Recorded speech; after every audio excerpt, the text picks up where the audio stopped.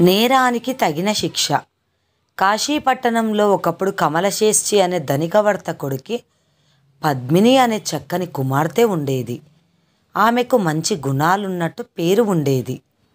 ఆమె కోసం వెతికి వెతికి ఆమె తండ్రి చంద్రుడనే వాణ్ణి తెచ్చి వైభవంగా పెళ్లి చేసి అతని ఇంట ఉంచుకొని క్రమంగా తన వర్తకమంతా అల్లుడికి అప్పజెప్పాడు. పద్మినికి మాత్రం చంద్రుడంటే ఇష్టం లేదు. పైకి మహాగుణవతిగాను పతివ్రతగాను నటిస్తూ చాటుగా యాదెచ్చగా సంచరించసాగింది. కొంతకాలానికి ఆమెకు ఒక కొడుకు కలిగాడు. ఆమె వాణ్ణి తాక నిరాకరించి కొడుకైన పరపురుషుడే గదా అన్నది. అమ్మో ఎంత పతివ్రత అని అందరూ అనుకున్నారు. ఒకనాడు చంద్రుడు తన దుకాణంలో ఉండగా దారి వెంట పవిత్రోదకం చల్లుకుంటూ పోతున్న ఒక బ్రాహ్మణ యువకుడు కనిపించాడు. అతను చాలా అందంగానూ స్ఫూరద్రూపిగానూ ఉన్నాడు. చూసేవాళ్ళకు అతను మహా ఉత్తముడని పవిత్రుడని భావం కలిగింది. ఆ సమయాన చంద్రుడు ఎవరికో గోధుమలు కొలుస్తున్నాడు. ఆ గోధుమలలో నుంచి ఒక ఎండు పరక గాలికి లేచి ఆ బ్రాహ్మణ యువకుడి పిలక మీద వాలింది. చంద్రుడు నొచ్చుకొని దాన్ని తీయబోయాడు. కానీ ఆ బ్రాహ్మణ యువకుడు అతన్ని వారిస్తూ, ఆగు, నేను నా శిరస్సును ఖండించుకుంటాను. నేను ఇంతవరకు ఎలాంటి పాపము చెయ్యలేదు. ఇప్పుడు నా పట్ల పాపం జరిగింది. నా శిరస్సును ఖండించుకోవలసిందే అన్నాడు.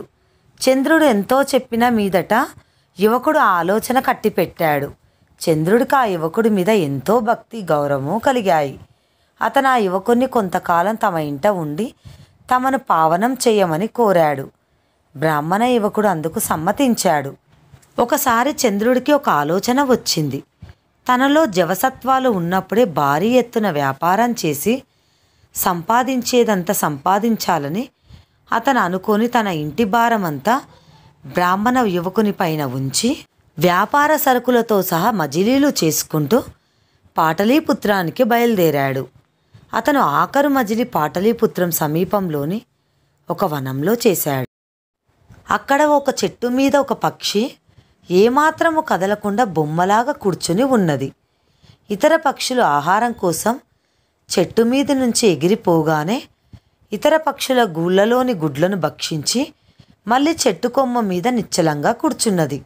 ఆహా, ఇది ఎంత పచ్చి దుర్మార్గపు పక్షి! దీనికి శిక్ష లేదా అనుకున్నాడు చంద్రుడు. అంతలోనే ఒక బోయవాడు బాణం వేసి ఆ పక్షిని పడగొట్టాడు. ఇది చూసి చంద్రుడు మనస్సు వికలమై కొంచెం దూరంలో కనిపించిన ఆశ్రమం కేసి వెళ్ళాడు. అక్కడ ఒక మునీశ్వరుడు ధ్యానంలో ఉన్నాడు.